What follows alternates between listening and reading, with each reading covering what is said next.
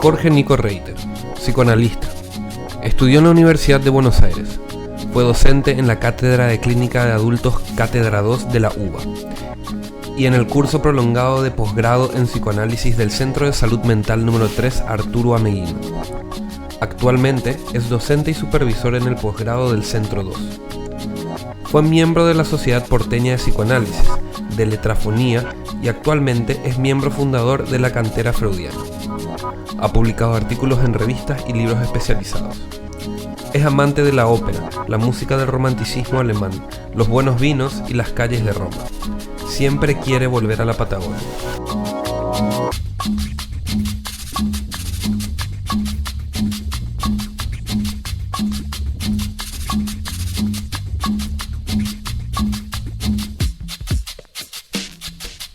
Mediodía en Buenos Aires. Buenos días, buenos mediodías, Buenos Aires, Sudamérica, Latinoamérica. Somos Nico Martínez y Omar Beretta. Y juntos hacemos Puto el que lee. Este cachivache que anda viajando por Sudamérica y que hoy estamos nada más ni nada menos que en el living del señor Jorge Nico Reiter. Jorge. Atrevidos, nosotros también acá empezando a hablar sobre psicoanálisis. Ahí vamos. Ay, me encanta la gente que es atrevida. Me aburre la gente que no se atreve. Así que no, yo feliz de estar acá, con que estén acá. Muchas gracias, bienvenido al casa? Programa. Bienvenidos ustedes, re bienvenidos.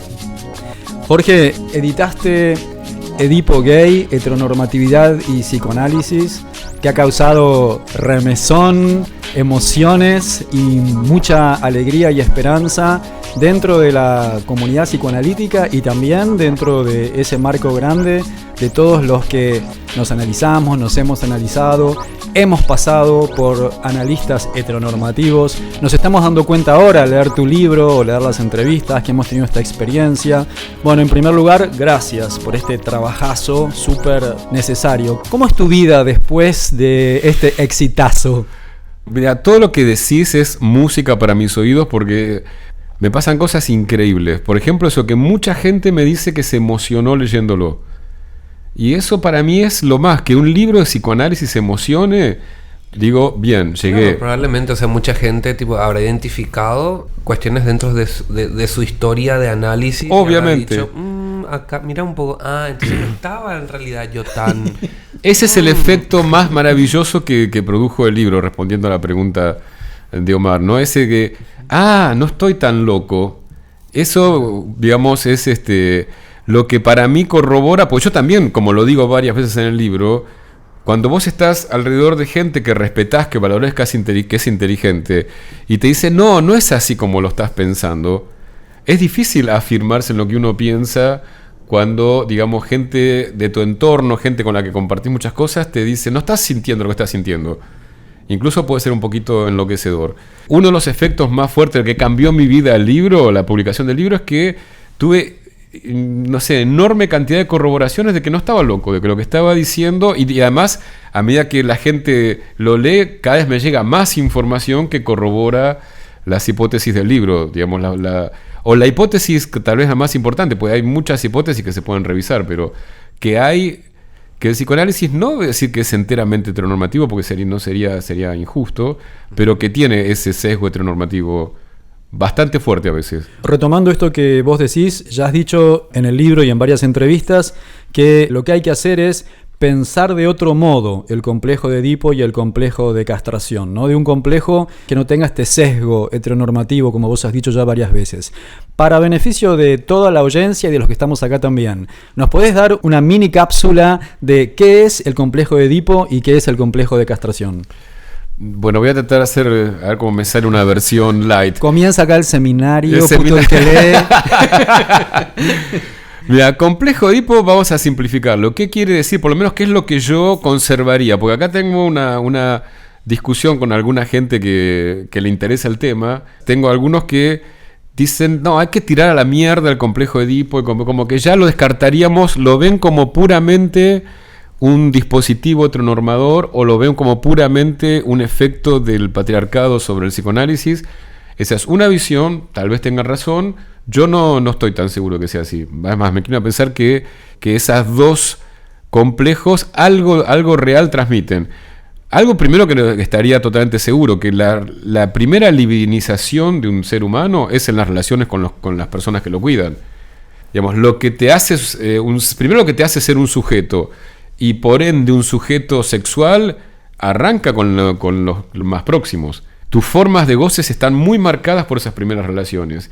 Y de hecho, cuando el análisis llega lo suficientemente lejos, lo cual no pasa muy seguido, uno ve que, digamos, que mucho de la sexualidad del adulto, esos puntos donde uno se le dispara el deseo y el goce, están ligados a situaciones que podemos llamar edípicas, porque están ligadas a esas primeras experiencias, ¿sí? El problema para mí no está ahí en reconocer eso, en reconocer que quien te libidiniza es el otro o los otros significativos. Eso para mí sigue siendo válido. El problema es si creemos que, por ejemplo, como pasó en Francia con la discusión que hubo en Francia del matrimonio igualitario, si creemos que esos otros tienen que ser un papá y una mamá necesariamente, y que necesariamente la mamá va a cumplir tal función, el papá otro, ahí sí ya se vuelve un dispositivo, y lo es un dispositivo heteronormador. Pero también podemos pensar que si hay dos papás o dos mamás, también van a libidinizar de alguna forma a ese sujeto por venir. Sí, entonces en ese sentido yo mantengo lo del complejo de Edipo. Lo que pasa es que tal vez con la gente que me dice tirémoslo a la mierda es porque homologa complejo de Edipo a dispositivo heteronormado, a ese cuentito del Edipo que es ya como mucho más heteronormado. Pero me parece que yo rescataría lo esencial. Complejo de castración es lo que me quema la cabeza en este momento, porque son cuestiones que son muy difíciles de, digamos, uno piensa en su tiempo, incluso piensa limitado por su propia subjetividad, por su propia manera de vivir la sexualidad, obviamente, que no es tan fácil salir de eso, por sus propias formas de goce, y también estás limitado porque son temas que la gente no habla. Para poder tomar una posición respecto del complejo de castración, la pregunta que estaría en juego ahora ¿es una fantasía freudiana el complejo de castración o es algo que no es solo una fantasía freudiana? ¿Sí? Yo me inclino a pensar que no es solo una fantasía freudiana, pero es muy difícil hacer una afirmación taxativa. Lo que dice Freud es que cuando cada sujeto se encuentra con la diferencia de los sexos, que vamos a decir, para Freud sería universalmente, no sé si tiene razón, pero mayormente no se la lee como pene, vagina.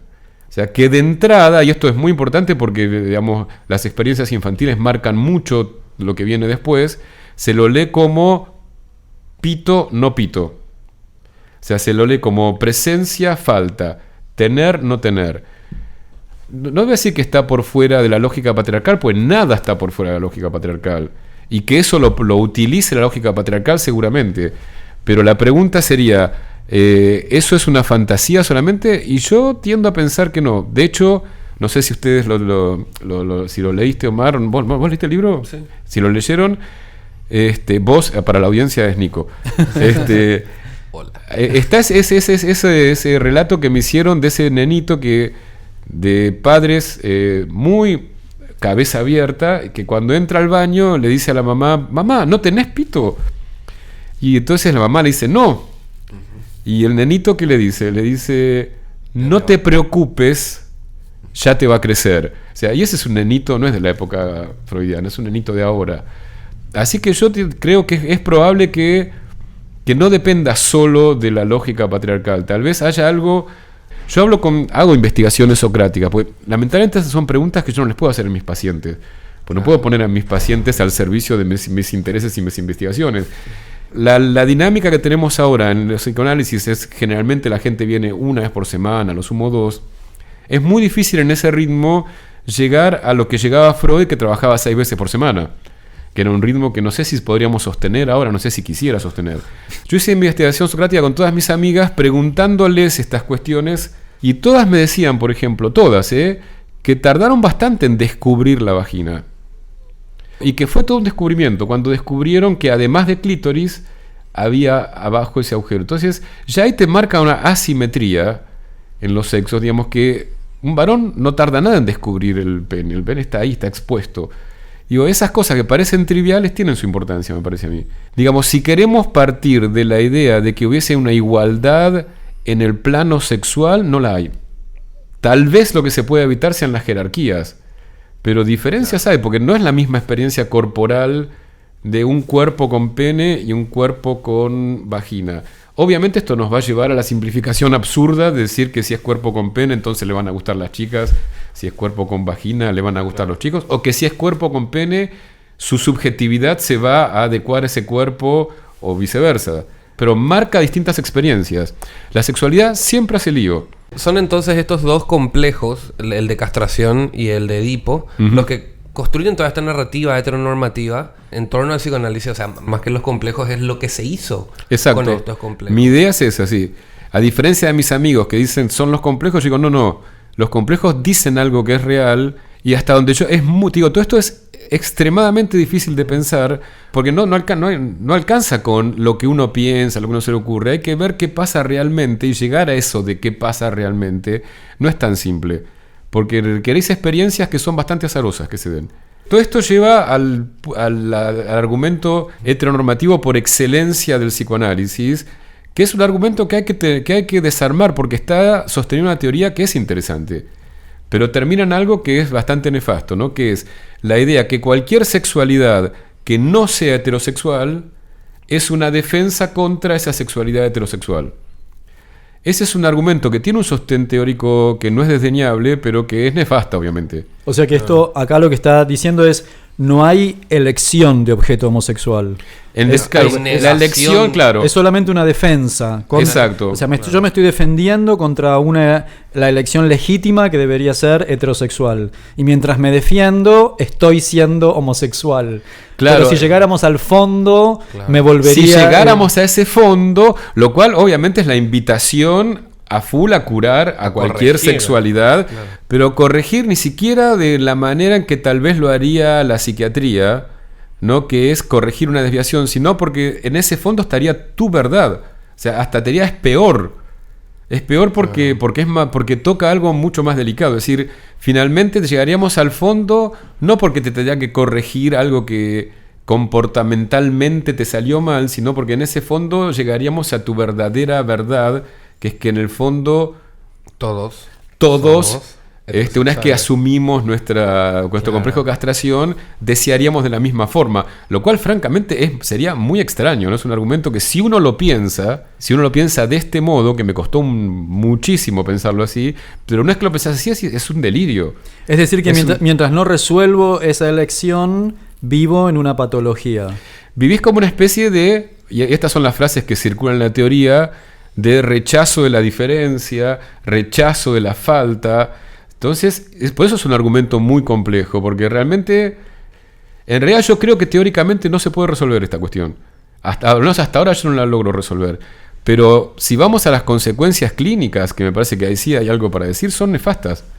Y es súper interesante porque este es el argumento que da la Iglesia Católica en su pastoral para la atención de las personas homosexuales que escribió Ratzinger en 1986, donde dice que esencialmente la homosexualidad es una inclinación y que por ello es esencialmente reversible, ¿no? Entonces, claro, es esto, es como que yo estoy perdido en una elección, pero debería llegar, y ahí te proponen, bueno, con ayuda de tu director espiritual o de tu sacerdote, mientras seguís en esta búsqueda, sé casto, ¿no? Claro. Imagínate si caes en un analista católico, por ejemplo, ¿no? Bueno, es que los analistas son un poco católicos. sin saberlo, claro, pues entonces, ¿qué se arma? Esta idea que me parece forma parte de lo que lo vuelve bastante nefasto, es que la única, digamos, manera de corroborar que aceptaste la castración es ser heterosexual. Digamos, yo tengo una manera de pensarlo, digamos, me logré armar con mucho esfuerzo, digo, no, aceptar la castración es aceptar la falta, eso es cierto, se podría decir que tiene alguna correlación, seguramente que habría que pensar con ese complejo, pero la falta puede tomar tantas formas. De hecho, ser puto es una falta grave, ¿no? Aceptar eso sí que es hacer un trabajo sobre la castración. Ahora, ¿esto quiere decir que toda persona que sea puto por eso mismo tiene un gran trabajo sobre la falta? No, obviamente que no. Tampoco los heterosexuales, hay que decir la verdad. Claro. Digamos, si vamos a decir como que aceptar la falta es aceptar la muerte, la limitación, los imposibles, no veo que los heterosexuales tengan un privilegio muy marcado al respecto. Sí, porque implica como varón, desde la experiencia particular, como varón cisgénero gay, cuando aceptás que vas a abandonar esos privilegios que te prometieron, ese modelo de familia que... Me hace una experiencia castratoria. Claro. Y en ese acto, ¿viste? En donde se juega mucho el tema de la castración, es en el acto. En cualquier acto en el psicoanálisis, eso está bueno, no es cualquier acción de la vida. Son esos actos que marcan un antes y un después. Son esos actos donde realmente corres un riesgo. Y en ese acto que es una salida del closet, obviamente ahí se pone en juego la castración. Incluso vamos a suponer que un analizante tiene un analista muy heteronormado. O sea, es el acto que es como es fallarle al otro, fallarle a esa expectativa del analista, poder a pesar de eso dar ese paso. Pero igual es difícil, porque una vez que hay transferencia, esto es una gran enseñanza del análisis, hay amor. Y mira, el otro día cuando presenté el libro en la UBA, que me invitó una gente divina que se llama Motorpsico, que es una agrupación de estudiantes que tiene así unas propuestas repiolas, entre ellas la propuesta que me parece tan importante, que es de cambiar el programa de estudio de psicología. ¿Saben cuántos años tiene el programa de estudio de psicología? 30 años. En 30 años, mirá todo lo que cambió todo. Hace 30 años que es el mismo programa. Claro. Es patético y tiene que ver con la religiosidad que cunde en la psicología, en el psicoanálisis. Entonces, se acercó una persona que me había escrito. Fueron las tantas personas que me escribieron. Sobre todo, digamos, me escribió gente de mucha gente de distintas características, pero a mí lo que más me emociona y lo que más me hace sentir que la carta llegó a donde era más urgente que llegara, es cuando me escriben analistas o estudiantes de psicología gays. Y esta vez ha sido un analista gay que me escribe para decirme que, digamos, que el libro le había servido, que le había abierto la cabeza, y lo mismo que decíamos antes. No estoy loco. No estoy solo. Y me dijo algo que, viste, decís tal cual. Me dice, se acerca a saludar al final de la presentación y me dice, a mí esta facultad me demoró un montón la salida del closet. Y a mí me pasó exactamente lo mismo.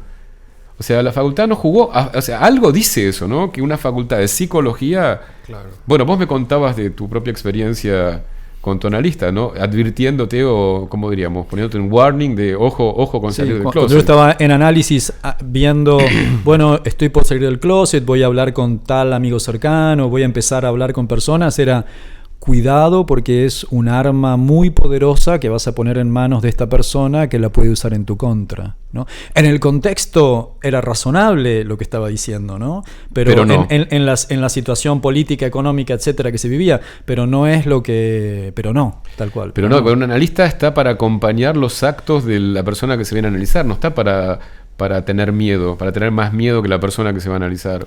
Y en ese caso debe haber sido una especie de mezcla de miedo y debe estar en juego esta idea de que no, pues lleguemos hasta el fondo donde seguramente vos no sos gay. Cuando vos aceptes la falta, ¿sabes qué? Claro. También yo viví la experiencia de antes de que existieran los sistemas de geolocalización de citas, un analista me decía... Claro, yo no podía dar el teléfono de mi casa porque vivía con mis padres, entonces daba el teléfono de mi trabajo. No había celulares tampoco, ¿no? Entonces, era otro mundo, señor. Y bueno, no, el teléfono de tu trabajo no lo des. Bueno, sacá una casilla de correo, me decía. ¿Quién, el analista? Es el analista, no. Sí. Bueno, yo me acuerdo que hace un tiempo, digamos, obviamente gracias a la gente, que es lo que corresponde, por otra parte, ¿no? Gracias a la gente gay, que por suerte nos vamos animando a hablar en voz alta, esto de alguna manera se va, por suerte, desarticulando. No sé si debe seguir igual en determinados ambientes y menos igual en otros, porque la gente, por suerte, no es sorda, la gente una vez que uno habla, escuchan. Pero hace un tiempo me acuerdo que me contaban de un supervisor, también un analista muy prestigioso, que la persona que supervisaba con él, en un momento, no sé, viste que la supervisión es un espacio medio raro, porque supervisión saben lo que es, ¿no? Es cuando con un analista va a comentar, tiene unas ganas de comentar de un caso con otro analista, en general se supone de más experiencia para que te oriente con ese caso. Y no sé cómo se dio, porque me lo contaron de segunda fuente, que le dice que el que se iba a supervisar le cuenta que era gay. Y el supervisor le aconseja que no lo diga en ningún lado, en ningún lugar del ambiente psicoanalítico. O sea, en vez de o callarse la boca, ¿viste? ¿Por qué tenés que opinar? Claro. O decirle en todo caso, hacer lo que se te cante el orto. No, le dice, no, lo mismo, la advertencia. Claro. No te conviene. Después puedo contar otra. Tiene que ver y no tiene que ver. Pero me acordé, hice la Asociación por Supervisión. Yo hace muchos años supervisaba con una analista también muy prestigiosa. Tampoco yo creo que los analistas son malintencionados. Creo que como no han revisado, como tienen una muy pobre lectura de las relaciones de poder en general, y eso en el lacanismo es muy marcado, creyendo no ser heteropatriarcales, son heteropatriarcales porque no lo revisan. Entonces esta persona me cuenta, no sé cómo salió el tema, no sé qué habría supervisado yo, pero me cuenta de un paciente que ella tuvo que era gay, ¿sí? Es entre patético, gracioso y triste. Me dice que sí, bueno, que al final no había logrado ella que el muchacho sea heterosexual, pero al menos había logrado que sea activo. Bueno, esto abre un enorme capítulo sobre que acá en Puto el que lee hablamos mucho, ¿no? Que es cómo se espeja la heteronormatividad dentro del colectivo LGBT, cómo se espeja en la homonorma, ¿no? Totalmente. Cómo estos son los parámetros que tenés que tener para ser un puto exitoso, ¿viste? Tenés que ser activo, este cuerpo, un montón de chongos, una vida sexual. Bueno, yo no encajo en ninguna de esas, por ejemplo. Es interesante esto y no, pero el tema, cómo sufrimos, ¿no? Ese es un tema que está re grosso para pensar, porque hay mucha gente gay que la pasa mal por la heteronorma. Nos doy este changüí. Creo que como colectivo estamos recién empezando, o sea, tenemos tanta historia por recorrer, de armar formas nuevas o ir armando formas de vínculo sexoafectivo, formas de sociabilidad. Estamos empezando y estamos empezando viniendo de experiencias muy traumáticas. Todo eso, si uno lo piensa a nivel psicología individual, lleva muchísimo tiempo rearmarse después de no solamente años de silencio y de represión. Tuvimos la peste del SIDA, que fue algo tremendo, que dejó marcas tremendas. Generaciones literalmente diezmadas y sin... Habían pensadores, luchadores, o sea, tipo, ahora como que estamos hablando post-90, post-2000 y ni tanto otra vez. Se está empezando a componer todo ese entramado de pensamiento homosexual, gay, ¿verdad? De lucha, de historia. Claro. Y muchos de los que iban a ser nuestros líderes o nuestros grandes ayudas a comprender y a mover se han muerto, ¿no? Hemos tenido Ideólogos. Claro, sí. Y con lo que implica, por eso tarda uno mucho tiempo en poder escribir el efecto que tuvo para los que quedamos. Porque están los que se fueron y el efecto no solo de esos duelos, sino, viste, de haber pasado por esa experiencia, porque todos la pasamos. Allá hemos estado más cerca o más lejos, estaba ahí, era como una amenaza real y digamos que había producido muchas muertes de gente muy joven. Cuando hablábamos recién, vos en un reportaje hablabas de las maneras sutiles de empujar a un paciente a la heterosexualidad, ¿no? Que capaz no es que te dice, che, Carlitos, vos tendrías que... Pero no es tan literal como tu analista diciéndote que saques la casilla de correo. Claro, pero como estas maneras sutiles, ¿no? Y vos por ahí en una de esas entrevistas hablás de la diferencia anatómica demasiado resaltada que hay y que siempre hay diferencia en la relación erótica, ¿no? Que no tiene que jugarse solamente en lo anatómico. Supuesto. Y nos encantó esto, te queríamos... Claro, es que ¿quién busca a sí mismo? O sea, al mismo tiempo yo diría, todos buscamos a sí mismo, pero al mismo tiempo no.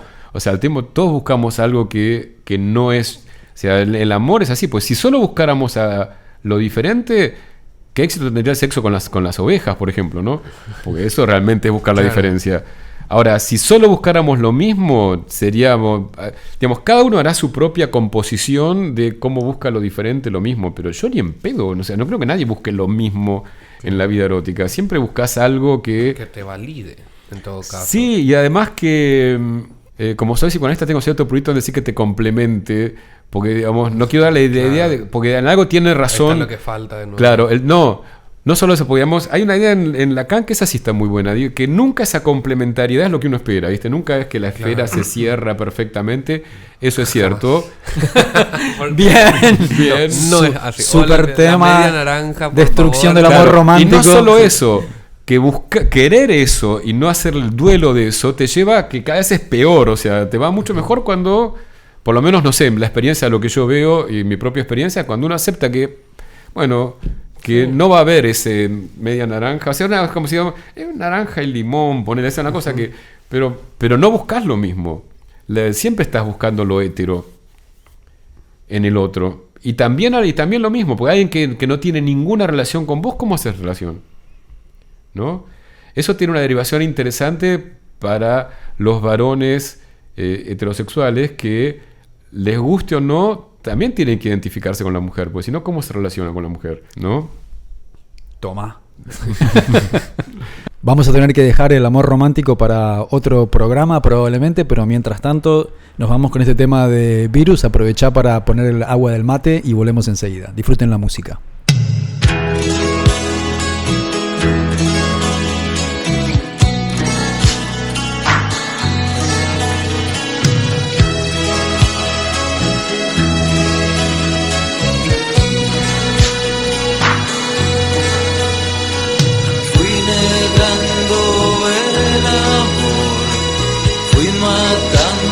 Esa pasión sin parpadear, pretendía claridad, ver mejor la realidad para progresar. Hoy siento que me falta una parte, me angustia ver mi piel palpitante. Mis horas van quedando vacías, casi sin pasar. Todo el tiempo quiero estar enamorado, y sin embargo no sé dónde estás. Todo el tiempo quiero tenerte a mi lado, y sin embargo no sé quién serás.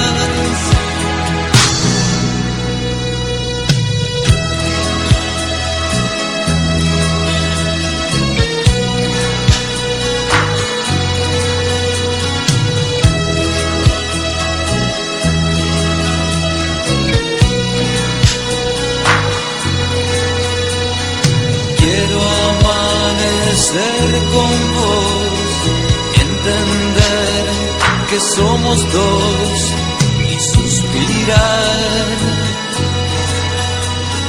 Tantos días te daré, tantas cosas te diré, casi sin hablar. Yo quiero que seas siempre mi amante, gozar con tu amor cada instante, dejar que nuestra inmensa locura nos haga vivir. Todo el tiempo quiero estar enamorado, y sin embargo no sé dónde estás. Todo el tiempo quiero tenerte a mi lado, y sin embargo no sé quién serás. Todo el tiempo quiero estar enamorado, y sin embargo no sé dónde estás.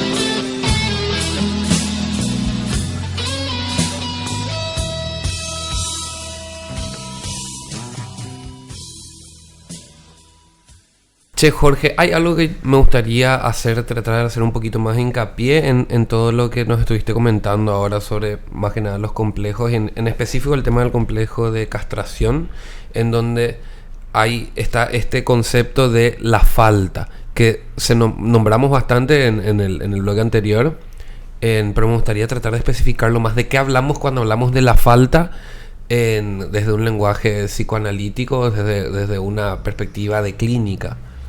Dale, además castración, mirá la palabra que le damos, sí. ¿No? Es como fuerte, pues la teoría de Freud es así que no estoy muy convencido, nunca lo pude constatar. Sí puedo constatar que es muy común, como te decía, y tal vez generalizado, y tal vez universal, no lo sé, que la diferencia sexual se la lea como hay pene, falta pene, ¿sí? Ahora, Freud va más lejos y dice que el niño, la niña hacen la teoría de que falta porque lo castraron. Nunca pude llegar a corroborar yo personalmente que esa teoría exista. Sí, la angustia que produce cierta angustia que puede producir al menos esa diferencia sexual. Lo que pasa es que más después, sobre todo en el psicoanálisis lacaniano, castración empezó a significar cada vez más la relación a la falta en general, no solo a la falta de pene en la mujer, que digamos la falta de pene en la mujer obviamente es una interpretación. La mujer no le falta el pene, claro. La mujer tiene vagina. Es una teoría sexual infantil para Freud, pero que marca mucho la subjetividad, ¿sí? Entonces, cuando empezó a significar la falta en general, obviamente es muy fácil poner el concepto de castración en relación al deseo, ¿no? Porque deseos, generalmente uno desea lo que le falta, lo que lo tiene, lo disfruta o no le da bola o se queja, pero digamos la falta está en relación al deseo. Y ahí, digamos, obviamente tocó una cuerda muy fuerte de la subjetividad de Lacan, porque realmente el tema de cómo cada uno se relaciona con la falta y con otro tema contiguo que es la pérdida va a determinar mucho tu subjetividad, porque es como muy clave en la vida qué haces con las pérdidas y qué haces con las faltas. O sea, qué haces pues desde melancolizarte hasta, no sé, escribir una canción. O sea, puedes hacer tantas cosas con la falta. Algunas son como más vitales y otras son como más tanáticas, digamos.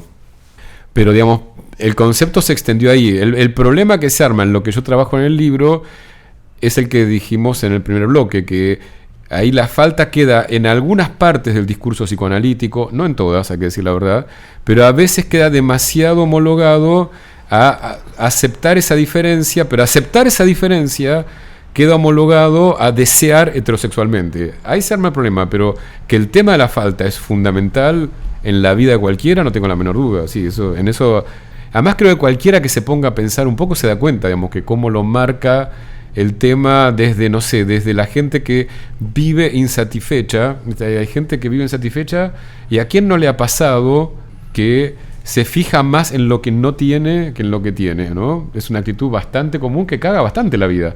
Yo creo que un análisis, una de las definiciones que yo tengo, ¿no?, de que un análisis funcione, es cuando uno empieza más a disfrutar de lo que tiene que a quejarse de lo que no tiene, ¿no? La queja es una de las cosas más propias de lo que yo llamaría la neurosis, y como, bueno, es una actitud que no honra la vida, ciertamente, ¿no? Pero bueno, hay que poder salir de ahí, porque a veces no es tan fácil correrse de ese lugar. Porque implica lo que decíamos en el primer bloque, actos. Y en esos actos implica riesgos. Y en el riesgo está el riesgo de la pérdida. Uh-huh. Es más, está la certeza de la pérdida. Porque en un acto siempre perdés algo. Cuando tomás un camino, perdés el otro. Ahora, lo que pasa es que una vida sin actos, que es bastante común, es una vida absolutamente mediocre, como supuestamente más segura, que también es mentira, porque la inseguridad te puede venir de cualquier lado, pero aburrida, ¿no? Jorge, Edipo Gay, heteronormatividad y psicoanálisis. Vas por la segunda reimpresión. Y ahora está por salir una nueva edición con cambios, ¿no es cierto? ¿Nos podés contar un poco qué podemos esperar en la... Mira, primero que sí, es cierto, esta edición está casi agotada. La primera edición está agotada. Se hizo una segunda reimpresión y... estamos armando con el editor y con la editorial una segunda edición que va a ser corregida y ampliada. Es mucho más ampliada que corregida. O sea, corregí algunas cositas que digamos que las pensé de otro modo, pero bastante mínimo. Pero lo que para mí, lo importante es que va a tener un epílogo que da cuenta de los efectos, algo de lo que hablamos en el primer bloque, da cuenta de los efectos que produjo la primera edición y que, como les decía en el primer bloque, en alguna medida me parece que ratifican y resignifican lo que dice el libro. O sea, mi lectura, que después cada uno cuando lo lea hará su propia opinión, ¿no? Pero es que lo que produjo el libro confirma las hipótesis del libro, por lo menos la hipótesis central, que es que existe una heteronormatividad en el psicoanálisis, no que sea enteramente heteronormativo, eso yo siempre lo digo, ¿no? Pero que eso existe, además con todas las cosas que hemos contado acá, queda clarísimo. Y generó mucha resistencia la existencia de este libro, ¿no? Tal vez haya generado mucha resistencia, pero yo no me entero de eso. Yo me entero, la gente que me escribe con la mejor onda y me escribe súper agradecida, me escribe emocionada. Supongo que sí, que habrá generado resistencia. Voy a decirte un ejemplo de resistencia amable que tuve, ¿no? Hay una persona que, digo, se tomó un trabajo de lectura, pero no sé, amor que me da el trabajo de lectura que se tomó, me escribió varias páginas sobre el libro, pero lo que lo que dicen todas esas páginas es todo esto ya estaba en Lacan. Claro. Y no es verdad, no estaba en Lacan. O sea, por eso además no podemos pedir que Lacan, o no importa quién, haya pensado todo, digamos. Además hay elementos que tenemos nosotros para pensar ahora que no los tenía Lacan. Claro, por una no es que él no tenía elementos. O sea, una cuestión histórica, exacto. O sea, no es exacto. Gracias que ya pensó todo eso, que fue un montón y claro. que adelanto en su época, ¿no? Pero sí me enteré, y esto estuvo interesantísimo, que hubo gente que llamó al editor para decirle, esto literal, SIC, que era un escándalo que haya publicado ese libro. Y gente de peso, y que, como se dice, ¿quién era yo para criticar a Lacan? No sabía que había que tener un grado para poder pensar, ¿viste? Que sin un grado universitario no está autorizado a pensar. Pero cuando me dijeron eso, yo dije, vamos por el buen camino. O sea, Lacan es medio conocido dentro de las corrientes teóricas como uno de esos pensadores que son casi intocables, ¿no? Y especialmente no existe el pensador intocable. ¿No? Sí, pero esa es una actitud en la vida. No hay pensador intocable. No existe. No, totalmente. O sea, ahí es donde se armó la religiosidad y ahí es donde dejaste de pensar. Pero hay un fenómeno, interesante que tiene que ver con esta situación de hiperanálisis que existe particularmente en la ciudad de Buenos Aires, ¿no? Sí, y entonces yo creo que muchos se arrogan una paternidad. En paja analítica, sí. Sí. A veces los pacientes vienen con el miedo, tal vez fomentado en otros análisis, no lo sé, de que el análisis, o el prejuicio, mejor dicho, entre miedo y prejuicio de que el análisis es cada vez pensar más. Yo creo que es exactamente al revés. El análisis es cada vez acercarte más a los actos.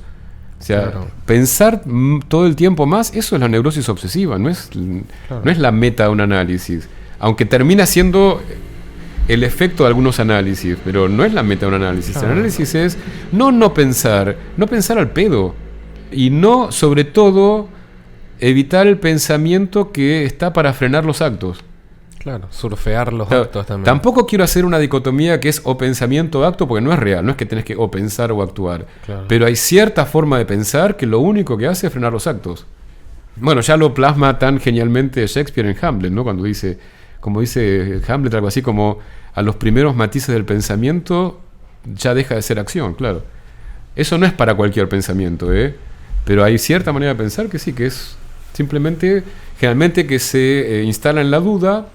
Y chau, viste, la duda, te puedes quedar ahí literalmente toda la vida. Jorge, en el prólogo a la nueva edición que tuvimos el privilegio de poder leer, mencionás a Rita Segato, que es un personaje muy querida en este programa. Ella dice por ahí que estamos, en realidad que seguimos, en la prehistoria patriarcal de la humanidad, ¿no? Es una página que nunca se ha cerrado. Uh-huh. Bueno, de aquí la necesidad, la urgencia y quizás las reacciones en contra de tu libro. Y ella todo el tiempo está planteando cultivar el arte de pensar en conversación, ¿no? Como construir parámetros de calidad propios y pautas de evaluación que no traicionen nuestras idiosincrasias. Nos estabas hablando fuera del aire hace un momento respecto del nuevo libro y este pensar en conversación que tiene que quizás también vos decís que te abrió la publicación de este libro. ¿Querés contar un poco esta nueva etapa de felicidad expandida como consecuencia de este primer trabajo. Me encantó. Felicidad expandida define bien. Primero me resuena esto comentario que decís de Rita, que no lo tenía presente, pero yo en el epílogo de la segunda edición pongo que cada vez estoy más convencido que el pensamiento nace en la relación pugilístico-libidinal con el otro. ¿Viste? En eso, entre luchar con el otro y amar con el otro, el pensamiento nunca nace de un ser solo que saca el pensamiento. Aún esa relación con el otro puede ser a través de libros. Pugilístico, libidinal, tenemos que hacer un podcast especial sobre ese tema, me encantó. Eso está buenísimo. Totalmente. En eso amo tanto, me encanta Platón, en esa cosa que es tan teatral, ¿no? Como muestra que el pensamiento se va gestando ahí, ¿no? Se va gestando entre. Y yo claramente mis ideas, siempre antes de escribir lo que sea, siempre me junto con amigos que les interese el tema a pensar, porque yo me doy cuenta de lo que pienso hablando con otros. Recién ahí lo empiezo a tener más claro. Y el nuevo libro que, digamos, yo caradura, hablo del nuevo libro, no escribí una sola palabra todavía, pero lo que quiero escribir, ya tengo el título. El título se va a llamar Salir del Closet. El libro se va a basar no en una investigación solo teórica, sino que lo que tengo van a hacer, y así si hay interesados acá que se comuniquen conmigo, por favor, quiero hacer entrevistas, pero en profundidad, sobre la experiencia del closet de gente de lo más variada. Me interesa, cuanto más diversas sean las entrevistas, cuanto abarque el espectro más amplio, mejor sería, para verlo como distintos ángulos. Obviamente va a haber un ángulo que va a ser el más fuerte mío, que es la experiencia subjetiva, porque como soy psicoanalista, a mí no solamente lo que más me interesa, sino lo que tengo más herramientas para pensar es como experiencia subjetiva. Pero obviamente es al mismo tiempo una experiencia social, es una experiencia que tiene muchas variables súper interesantes. Digamos que es el libro que me hubiese gustado leer cuando yo era adolescente, que me hubiese facilitado tantas cosas. Entonces, bueno, no puedo dárselo a leer al adolescente que yo fui, pero puedo dárselo a leer y uno un poco se cura, ¿viste? Cuando de alguna manera le lleva a otro la medicina que uno no tuvo, es como curativo para uno. Y cada vez que alguien me dice que mi libro lo alivió, a mí me alivia. Y es muy necesario. En algún episodio hemos hablado con el poeta paraguayo Edu Barreto sobre esto de que no existían antologías de ficción o de poesía LGBT en una época, porque no se podía escribir sobre eso, y esas antologías se iban creando en la almohada. Conocías a alguien, se quedaba a dormir, o te ibas a la casa del otro y te contabas, estás fuera del closet, no, te contaba una historia, ¿no? Y esas historias iban quedando en nuestras mentes, en nuestras cabezas, pero todavía no estaban las condiciones materiales para ponerlas en papel. Uh-huh. Así que el hecho de pensar en el proyecto Lesboteca de Anita Vallejos, en el proyecto de pensar de tu libro sobre la salida del closet, da esperanzas de sentir, bueno, estamos teniendo una genealogía, estamos teniendo nuestros referentes, estamos pudiendo construir y seguir escribiendo sobre esto. Claro, y esto que me parece que es el espíritu, por lo que entendí de la Lesboteca, que es generar un saber colectivo. O sea, que lo que la experiencia de cada uno, que obviamente está buenísimo, va a ser distinta, enriquece la experiencia de los otros. Y enriquece sobre todo, que es el punto que creo es el más clave, las posibles futuras experiencias. O sea, porque también de cierta forma es encontrar esas experiencias en lo previo también, inclusive, o sea, tipo, porque como esta corriente de poesía que en la época en la que era imposible ser muy explícito en torno a una identidad homosexual o un deseo homosexual, encontraban sus propias formas de relatar eso que codificados, que es de cierta forma también la forma en la que muchos de nosotros hemos vivido, tipo en Paraguay por lo menos habían como que códigos que tenían más que ver con el hecho de los encuentros sexuales, tipo que te ibas a lugares y vos sabías que si tenía un pucho apagado. Escuché eso, el pucho apagado, sí, como tip. Una vez hablando fuera del aire con Gael Policano Rossi, hablaba de la ciudad invisible, ¿no? Todas esas marcas que solo nosotros sabíamos cómo era, pero que no era visible al resto de la comunidad, ¿no? Todo eso es la lógica del closet. Y lo que llama Kosovsky-Servi, ¿viste? La epistemología del closet. Sí. En las entrevistas que te han hecho a partir de la publicación del primer libro, es ya interesante. Lo estamos haciendo existir al segundo. Sí. Es interesante el acento que vos ponés en este reconocimiento de la dimensión política de la sexualidad. Creo que podemos ir empezando a pensar en redondear esta entrevista en que, bueno, nos damos permiso para hacer lo que se nos había prohibido, ¿no? Y que en el análisis encontremos las armas para lograrlo. Claro. Nos damos permiso y nos ganamos ese permiso. colectivamente, ¿no? No solo cada uno, porque eso solamente es colectivo. Me hicieron pensar, con esto que hablaban recién, ¿no? De otro mundo donde no había casi representaciones de la homosexualidad, y hay que entender qué distinto es producirte como sujeto cuando nada te representa tu forma de amar. O sea, es muy extraño. Y me acuerdo que una de las primeras películas que vi, que me voló la cabeza, obviamente, en las primeras películas que aparecía que podía existir un deseo que no fuera heteronormado, era Muerte en Venecia. No sé si ustedes la han visto. Sí. Y leído. Sí, claro, no, sí, es que sí. es increíble la película, es increíble el libro y es increíble la ópera. Britten hizo una ópera increíble sobre Muerte en Venecia. Y yo estaba en un mundo y tenía una cabeza tan heteronormada que la primera vez que la vi, la fui a ver con una amiga, toda la película creí que Tacho era una chica. O sea, cuando salgo me dice, era un varón. Entonces la resignifiqué toda y la volví a ver, no sé, tipo 3 veces, cuando en un momento que yo no iba al cine ni en pedo a ver una película 3 veces, ¿viste? Uno veía la película una vez. Y vivo en un mundo tan increíble y tan hermoso que hace 2 días la estuvimos viendo acá con mi hija, que le encantó la película.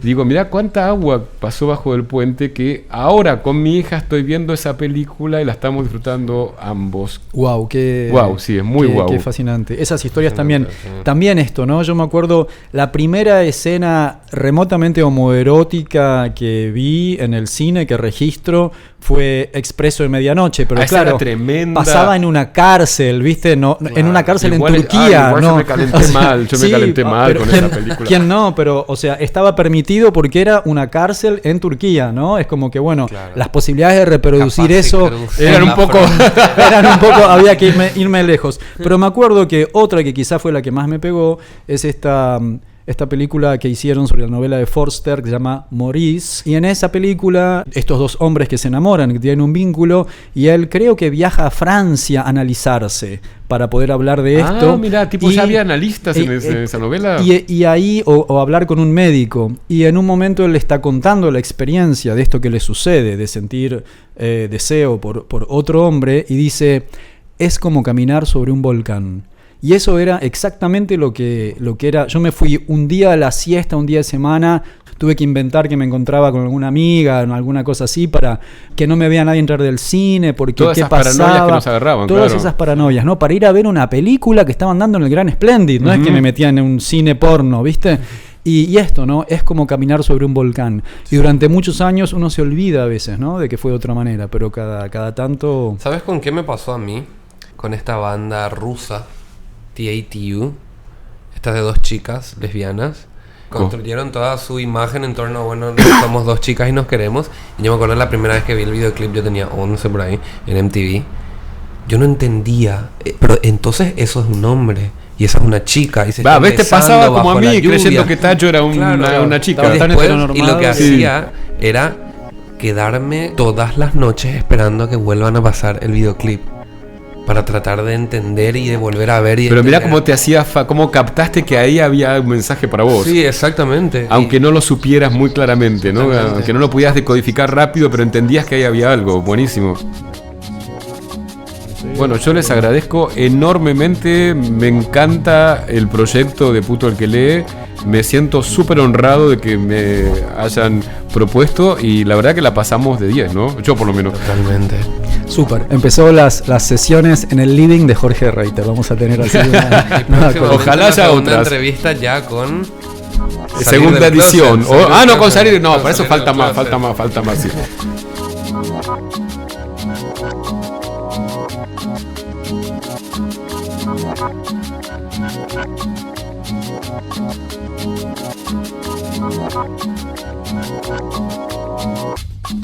Vamos a terminar. Somos Nico Martínez y Omar Beretta. Y juntos hacemos el programa Puto el que lee. Suscríbete a nuestro canal de podcast. Los links a autores, músicas, videos y otras cosas chulis y puretes que se mencionaron en el programa los colgamos en nuestras redes. Seguinos en Facebook y Twitter, @putoelquelee108. Ahí también podés mandarnos la info de tu novela, poemas, obra de teatro, perfo, concierto o gacetilla de prensa que quieras difundir. Y también acciones de defensa de nuestros derechos, info sobre HIV, etc.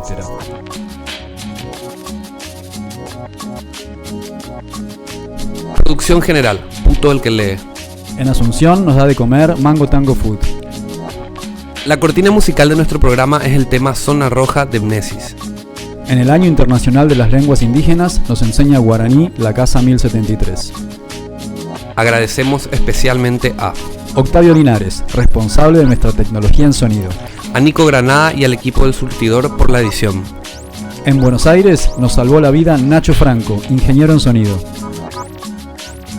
Para toda Sudamérica, Educación sexual integral y laica.